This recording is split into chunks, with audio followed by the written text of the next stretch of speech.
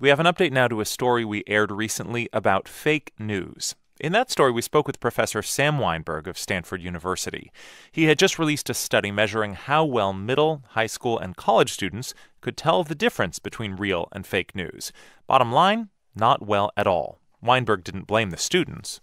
How do they become prepared to make the choices about what to believe, what to forward, what to post to their friends when they've given no practice in school? Some schools are trying to help students sort fact from fiction in this digital age. Corey Turner of the NPR Ed team went to one.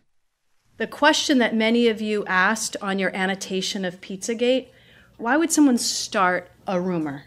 Patricia Hunt teaches government at Wakefield High School in Arlington, Virginia. The question that I want you to be thinking about today when we do this next lesson, why would anyone believe it? Hunt's been a teacher for 24 years, but today she's doing something she's never done before.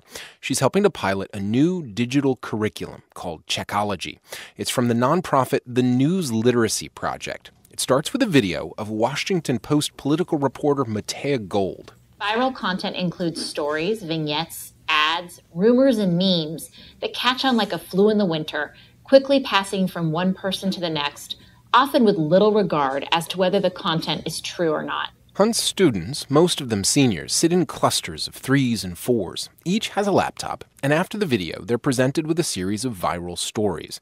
Some are propaganda, some are ads, and some are pure fact. We don't know which is which at this point. Kadir Smith feels a little overwhelmed. We actually have to sit down and take our time and actually read it and probably Google some stuff to actually see if it's real or not. The students' first test comes from Facebook. A post claims that more than a dozen people died after receiving the flu vaccine in Italy, and that the CDC is now telling people not to get a flu shot.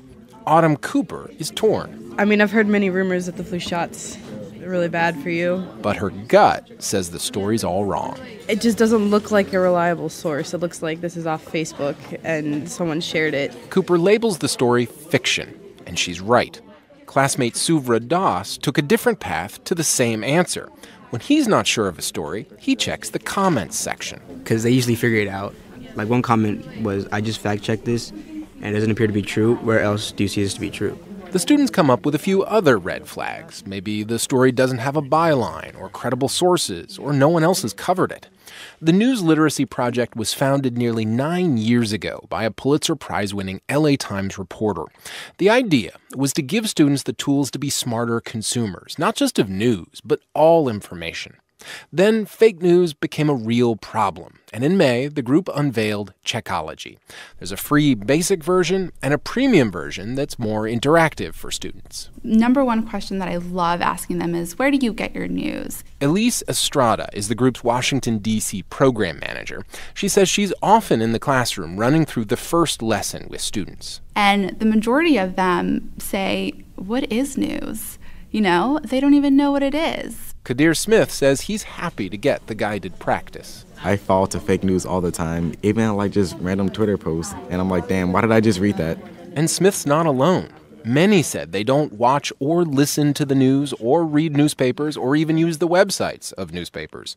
Instead, they said they get their news from social media, an infinite stream of stories, some true, some false, all shiny and enticing. Corey Turner, NPR News,